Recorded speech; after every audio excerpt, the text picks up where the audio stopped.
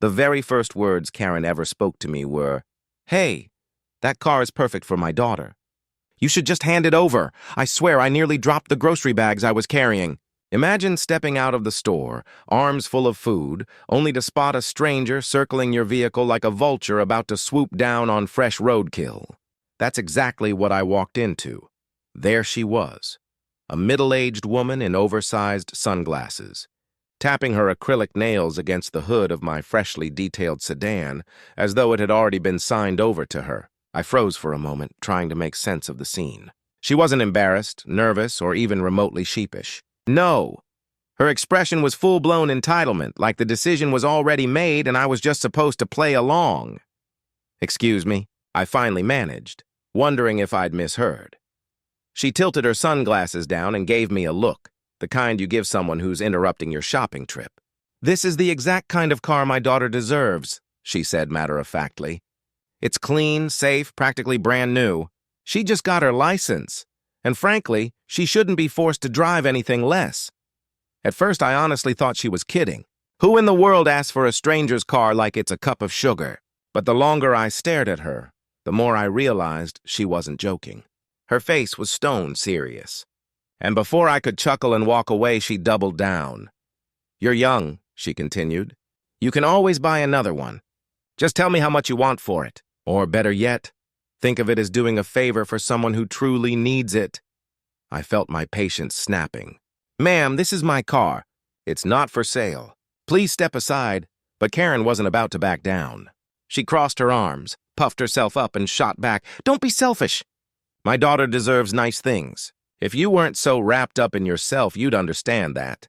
I wanted nothing more than to brush past her, get in, and leave. But she had planted herself so close to the driver's door that moving past her would have been impossible. By now, people in the lot had slowed down, whispering and watching the bizarre standoff unfold like a live soap opera. And then Karen delivered the line that sent this whole ridiculous encounter spiraling into chaos. "If you won't hand it over, maybe the police should get involved," she said smugly. "Because frankly, you don't look like someone who could really own a car like this." My stomach sank. This wasn't about entitlement anymore. This woman was threatening to weaponize the police against me. "Call them!" I snapped, keeping my voice level. "Go ahead. I'd love to hear how you explain this." That only made her smirk, like she'd baited me perfectly. Out came her phone. She flipped her hair and, in a loud, performative tone, declared, "Yes, hello? Police? There's a suspicious man here claiming a car I'm certain isn't his. He's getting aggressive, and I feel unsafe."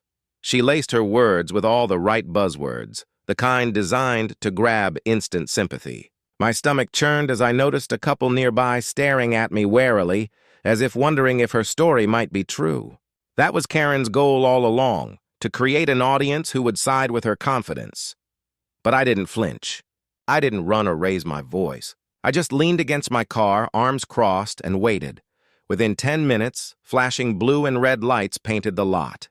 Karen's grin widened as if victory had already been secured. 2 officers, 1 male, 1 female, stepped out. Karen dashed forward like they were her personal rescue team. "Officers, thank goodness you're here," she gushed. "This man is pretending this car is his. My daughter needs it, and I'm certain he's lying." The male officer raised an eyebrow. "Ma'am, are you claiming this vehicle belongs to you?" "Yes," she declared confidently, pointing at me like she'd caught me red-handed. "Look at him. Does he look like the kind of person who could afford something this nice?" "I don't think so." The female officer turned to me. "Sir, is this your vehicle?" Without hesitation, I pulled my key fob from my pocket and pressed the unlock button.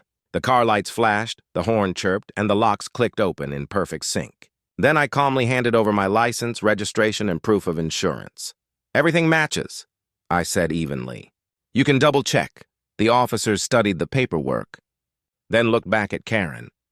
Her confident smirk had started to quiver. "Ma'am," the male officer said firmly, "what exactly made you think this car belonged to you, or your daughter?" Karen faltered. "Well, it's just obvious he doesn't need it. And my daughter, she deserves better." That was the moment the female officer's face hardened. Whatever game Karen thought she was playing had just flipped upside down. Her excuse had drained every drop of patience left in the officer. So let me get this straight, the officer said slowly, arms folded tight across her chest. You called us out here because you think this car should belong to your daughter, not because you actually believed it was stolen? Karen blinked, her earlier confidence slipping like sand through her fingers. Well, yes. No, I mean it should have been mine, or at least my daughter's. Look at it. Clearly it's too much car for him. Why shouldn't it go to someone who would truly appreciate it? The male officer glanced my way, his brow arched, silently asking if this was for real. I just shrugged. Honestly, I had the same question myself.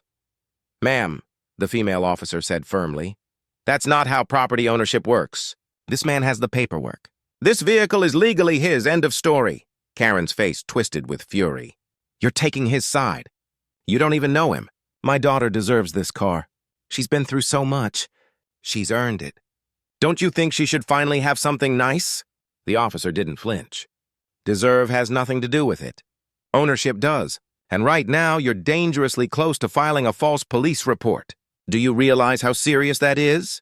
The word serious made Karen falter. Panic flickered in her eyes. But instead of backing down, she threw her arms up dramatically. Oh, come on.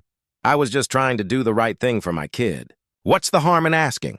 He could have chosen to be generous. The male officer's voice dropped cold. Generosity isn't forced. You accused this man of not owning his car, suggested criminal behavior, and dragged us here on false pretenses because you thought you could intimidate him into giving it up. That's harassment. By now, the crowd that had been half pretending not to eavesdrop leaned in closer. Some shook their heads. One muttered, "Unbelievable." The sting of their judgment was obvious. Karen's cheeks burned bright red. She wasn't the righteous mother she had convinced herself she was. She was the villain in everyone else's eyes, but Karen wasn't finished. She raised her chin and snapped, "You don't understand. My daughter is special. She can't just drive some junker. She needs something safe, reliable, modern. And why shouldn't she have this car? He looks like the type who could just buy another one tomorrow." That was it. The officers were done. The female officer snapped her notepad closed. "Ma'am, unless you'd like to spend the night at the station answering questions about filing false reports, I suggest you walk away from this car right now and stop harassing its rightful owner." Karen's bravado cracked. Her lips trembled, but instead of surrendering gracefully, she tried one last, desperate ploy. She clasped her hands in fake innocence. "Please, officers, think of my daughter. She's a good girl. Doesn't she deserve better than what she has? Isn't it your job to protect her, to make sure she gets what she needs?" The female officer's jaw tightened. "Our job is to uphold the law, and right now the only one breaking it is you. Do you realize you just admitted you knowingly misled us? That's a crime," Karen gasped, as though the word crime was an insult too harsh for her delicate ears. "I didn't mean it like that. You're twisting my words. I was only trying to negotiate." The male officer stepped forward. Negotiation means asking politely. "What you did was lie to emergency services and attempt to bully someone out of their property. That's not negotiation. That's harassment and fraud." That's when Karen's daughter finally intervened. She had been sitting embarrassed in their nearby car, head ducked, but now she climbed out, face red with mortification. "Mom, please stop. This is humiliating. I don't even want his car. Just let's go." But Karen waved her hand dismissively. "Sweetheart, hush. Mommy's fighting for you." Her daughter's face flushed crimson. "Not like this," she muttered, before slinking back into their car, clearly wishing she could disappear. The officers gave Karen one final warning. "Ma'am, leave now. If we ever get another call about you pulling something like this, you will be charged." For the first time, Karen was speechless. Her mouth opened and closed like a fish gulping for air, but no words came out. Finally, she gave a guttural huff and spun on her heel, stomping back toward her car. Before climbing in, she threw one last venomous look my way and hissed, "You'll regret this. My daughter deserved that car more than you ever will. I didn't even bother responding." I slid into my own driver's seat, fired up the engine, and let the rumble drown out her parting threat. The officers gave me a reassuring nod. "You're free to go, sir. Sorry you had to deal with that." As I pulled out of the lot, I caught one last glimpse of Karen in my mirror, furiously arguing with her daughter, who looked ready to crawl out of her own skin. That's when it hit me. This had never really been about me or even my car. It was about her entitlement, her belief that the world owed her and her kid whatever they demanded. But for once, thanks to those officers, she learned that reality doesn't bend to entitlement. Guys, if you enjoyed this story, don't forget to hit that like button.